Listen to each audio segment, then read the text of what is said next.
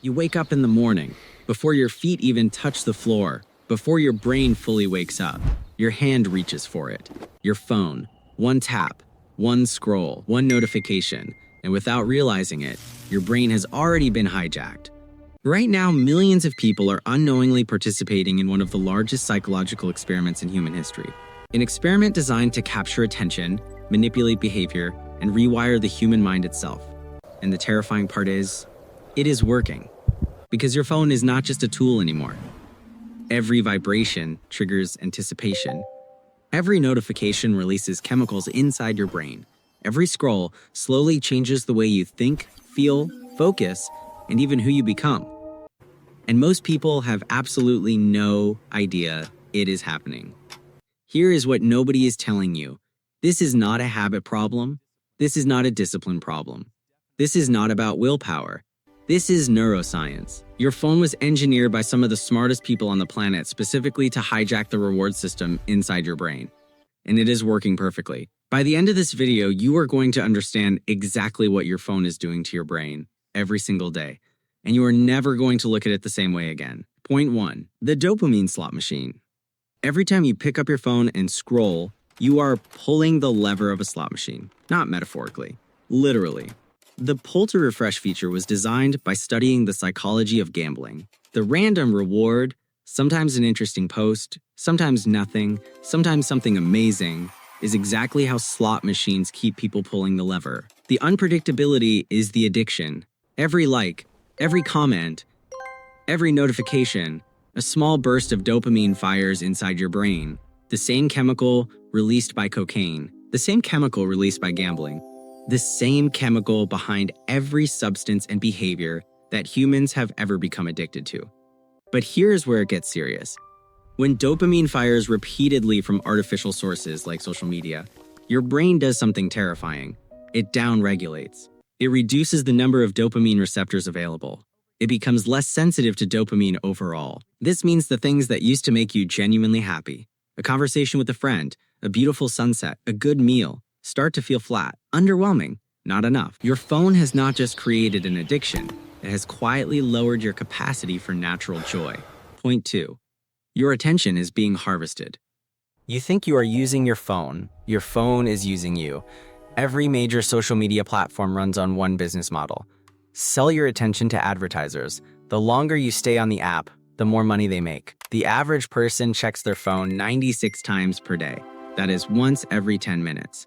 And every single time you pick up your phone, even for 30 seconds, your brain pays a cost that most people never account for. Neuroscience calls it attention residue.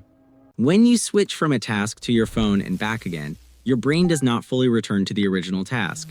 A fragment of your attention stays behind, stuck on what you just saw, the email you half read, the comment that irritated you, the headline that alarmed you. You are never fully present anywhere. You are always partially somewhere else. Research from the University of California found that after a phone interruption, it takes an average of 23 minutes to fully return to a state of deep focus. 23 minutes. For a 30-second phone check. If you check your phone 6 times during a work session, you have effectively destroyed your ability to do deep, meaningful work for that entire session. Point 3. What it is doing to your brain structure. This is where it stops being about habits and starts being about biology. Studies using brain imaging on heavy smartphone users consistently show the same 2 findings. First, the prefrontal cortex, the part of your brain responsible for decision-making, impulse control, and long-term thinking, shows reduced gray matter density in heavy phone users. This is the part of your brain that makes you human, that plans for the future, that resists temptation, that thinks before acting. It is physically shrinking. Second, the amygdala, the brain's threat detection center, shows increased reactivity in heavy phone users, stronger fear responses, higher baseline anxiety, greater sensitivity to negative information. Think about what this combination means. The part of your brain that keeps you calm, rational, and in control is getting weaker. The part of your brain that makes you anxious, reactive, and impulsive is getting stronger. Your phone is literally rewiring your brain in the worst possible direction. Point 4. The sleep destruction. Here is something that is happening to you tonight, whether you know it or not. The blue light emitted by your phone screen suppresses melatonin production. the hormone that signals to your brain that it is time to sleep. 1 hour of phone use before bed delays melatonin release by up to 90 minutes, but the blue light is actually the smaller problem. The bigger problem is cognitive arousal. Every piece of content you consume before bed, a news story, a social media argument, an exciting video, activates your brain rather than calming it. You are throwing logs onto a fire right before you try to put it out. A tired brain becomes easier to manipulate. That is why exhausted people spend even more time consuming mindless content. They do not have the mental energy to resist it anymore. Poor sleep degrades every cognitive function: memory, focus, emotional regulation, decision-making, physical recovery. All of it requires deep sleep. All of it is being silently undermined by the device sitting on your nightstand. Here is the uncomfortable truth. You already knew something was wrong. You felt it. The restlessness when you do not have your phone. The inability to sit quietly without reaching for it. The hollow feeling after an hour of scrolling. The way real life sometimes feels less interesting than the screen. That feeling is not weakness. That is your brain telling you something important has been disrupted. The people who designed these systems understood exactly what they were building. They understood the neuroscience. They understood the dopamine loops. They understood the attention harvesting. And they built it anyway, because it works.